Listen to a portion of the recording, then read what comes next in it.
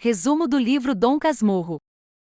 Mistério, ciúme e uma história de amor. Você já se perguntou se a dúvida pode ser uma forma de amor? E se a sua vida fosse moldada pela incerteza? Hoje vamos mergulhar em um dos maiores clássicos da literatura brasileira, Dom Casmurro, de Machado de Assis. Neste primeiro vídeo, vamos explorar a vida de Bentinho e sua obsessão por Capitu. Prepare-se para descobrir os elementos que tornam essa narrativa tão envolvente e controversa. E quem sabe, você poderá responder a uma das perguntas mais intrigantes da literatura: Capitu traiu ou não traiu Bentinho? Publicada em 1899, esta obra não é apenas uma história de amor e ciúmes, mas uma profunda reflexão sobre a natureza humana. Bentinho, o protagonista, nos leva a uma jornada repleta de segredos e desilusões. Mas, será que tudo o que vemos é verdade? Agora vamos lá. Prepare-se para uma viagem literária que vai desafiar suas percepções e aguçar sua curiosidade. Bento Santiago, que se autodenomina Dom Casmurro, inicia sua narrativa apresentando-se ao leitor. Ele revela sua intenção de escrever memórias para esclarecer fatos de sua vida que sempre geraram dúvidas e interpretações equivocadas. Bento explica que não pretende contar toda a sua história desde o início, mas focar nos momentos que considera essenciais para compreender sua trajetória, especialmente aqueles ligados ao seu grande amor, Capitu. Ele também reflete sobre sua personalidade, notando que as pessoas o chamavam de Casmurro por ser reservado, fechado e pouco expressivo. No entanto, ele se descreve como alguém que pensa profundamente e guarda sentimentos intensos, mesmo que não os demonstre abertamente. Escrever suas memórias para Bento é uma tentativa de ser mais compreendido, revelando quem ele realmente é por trás das aparências.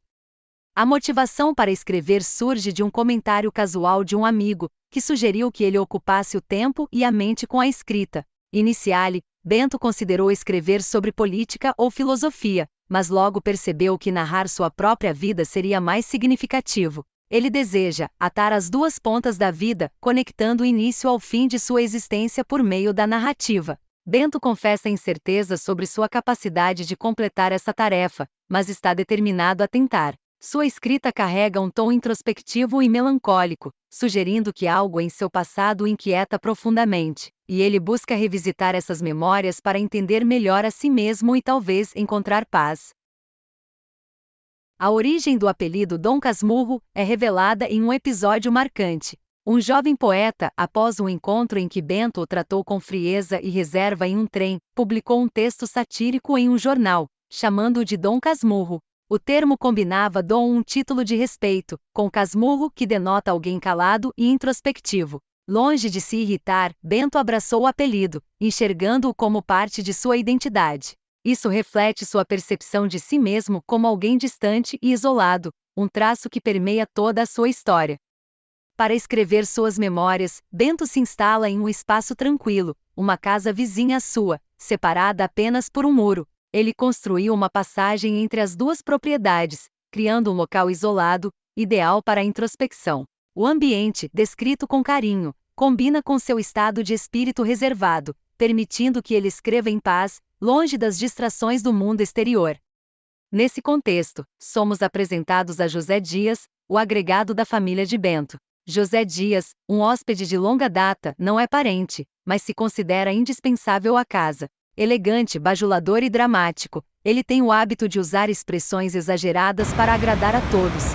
Bento, já mais velho, comenta com ironia e distanciamento sobre o comportamento de José Dias, sugerindo que, apesar de parecer um amigo leal, ele não é totalmente confiável. Desde o início, a narrativa constrói um ambiente de aparências, onde nem tudo é o que parece. José Dias terá um papel importante nas decisões de Bento, especialmente em relação à vida religiosa. A narrativa avança para a rotina dos domingos na casa de Bento durante sua juventude. O ambiente familiar é tranquilo, com atividades típicas da classe média do século XIX. Dona Glória, a mãe de Bento, é uma figura central, devota e influente. Nessas tardes, as conversas, visitas e a presença constante de José Dias, muito próximo da família, marcam a dinâmica doméstica. Capitu, a vizinha e amiga de infância, começa a aparecer com mais frequência nas memórias de Bento. Embora ainda não haja um romance declarado, ele deixa entrever uma afeição crescente entre os dois, expressa em olhares, gestos e pequenas conversas que sugerem uma ligação mais profunda do que a amizade infantil. Machado de Assis cria um clima de nostalgia e intimidade, revelando aos poucos os vínculos emocionais que serão fundamentais para o desenvolvimento da história. José Dias é descrito com mais detalhes como uma figura peculiar na casa de Dona Glória. Sem laços de sangue, ele vive sob a proteção da família, sobrevivendo graças à sua habilidade em adular e prestar pequenos serviços. Bento traça seu perfil com ironia e certa desconfiança, destacando sua elegância, o uso de expressões complicadas e citações em latim para parecer culto. José Dias é bajulador, especialmente com Dona Glória, e sempre se faz presente nas conversas familiares, mesmo sem pertencer verdadeiramente à família. Bento manifesta incômodo com a interferência de José Dias em assuntos importantes, antecipando conflitos futuros.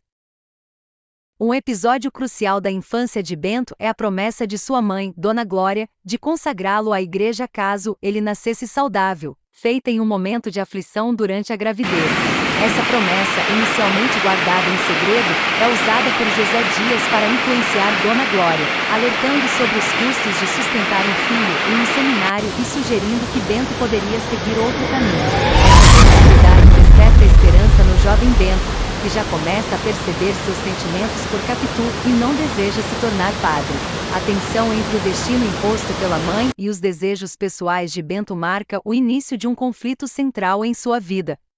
Capitu, a amiga de infância e futura paixão de Bento, ganha destaque com sua personalidade vibrante e olhar enigmático. Descrita como uma menina cheia de vida, com gestos ágeis e inteligência aguçada, ela demonstra uma maturidade precoce. Bento a apresenta com a famosa metáfora de seus olhos de cigana oblíqua e dissimulada, que misturam doçura e mistério, fascinando e inquietando-o. Incapaz de decifrá-la completamente, Bento se sente atraído justamente por essa complexidade. A conexão emocional entre eles cresce, marcada por confidências e gestos que sugerem algo além da amizade. Um momento sombrio surge com a morte de um escravo da casa, narrada com sobriedade e intensidade emocional. O impacto do evento, especialmente em Dona Glória e nos moradores da casa, marca a primeira vez que Bento encara a morte com plena consciência. A comoção, os preparativos para o velório e a movimentação na casa o levam a refletir, ainda criança, sobre a fragilidade da vida. O episódio também reflete a sociedade da época, com a escravidão naturalizada como parte do cotidiano da elite carioca, revelando os limites do afeto em uma sociedade desigual. Bento reflete sobre a educação recebida de sua mãe, Dona Glória, anteriormente mencionada como Dona Evarista em um trecho inconsistente, aqui corrigido para manter a coerência. Ele descreve a relação tensa entre ela e seu pai, o coronel, um homem autoritário que mantém uma fachada de respeito, mas humilha Dona Glória. Ainda criança, Bento não compreende totalmente essas dinâmicas, mas percebe a angústia da mãe, que tenta protegê-lo com amor. Dona Glória o cria com rigor e carinho, instilando valores de obediência e humildade, o que gera um conflito interno em Bento. Ele começa a questionar os padrões impostos, buscando equilibrar o amor filial com sua necessidade de liberdade. Escobar entra na vida de Bento como um jovem extrovertido, carismático e cheio de energia. Sua amizade começa de forma inocente e logo se aprofunda, com os dois compartilhando confidências e interesses. Escobar incentiva Bento a se aproximar de Capitu, percebendo sua atração por ela e aconselhando-o a ser mais ousado. Contudo, pequenas tensões surgem quando Bento nota a facilidade de Escobar em conquistar as pessoas, incluindo Capitu, o que alimenta suas inseguranças. Apesar da amizade sólida, Bento começa a questionar o interesse de Escobar por Capitu, embora nada seja explícito. A amizade entre Bento e Escobar se intensifica, com os dois compartilhando passeios, conversas e planos para o futuro. Escobar, com seu espírito aventureiro, torna-se o principal confidente de Bento, especialmente em relação a Capitu. Ele o encoraja a se declarar, mas a insegurança de Bento cresce ao perceber a confiança natural de Escobar com as mulheres. A relação entre os dois ganha complexidade, com Bento oscilando entre admiração e ciúme, enquanto a amizade começa a mostrar fissuras. E assim Bento, atormentado por suas dúvidas e inseguranças, encontra em Escobar um inesperado confidente. Em meio a confidências e segredos, a amizade entre eles se fortalece. Mas será que essa nova relação trará a paz que Bento tanto busca? Ou será apenas mais uma camada de complexidade em sua já tumultuada vida? Se você ficou intrigado com essa nova dinâmica entre Bento e Escobar, não deixe de nos acompanhar na próxima parte da nossa análise. O que você achou desse encontro? A amizade deles pode mudar o destino de Bento? Deixe sua opinião nos comentários abaixo. Se você gostou do vídeo, não esqueça de deixar seu like e se inscrever no canal para não perder os próximos episódios. Sua interação é muito importante para nós e nos ajuda a continuar trazendo conteúdos de qualidade sobre Dom Casmurro e outros clássicos da literatura.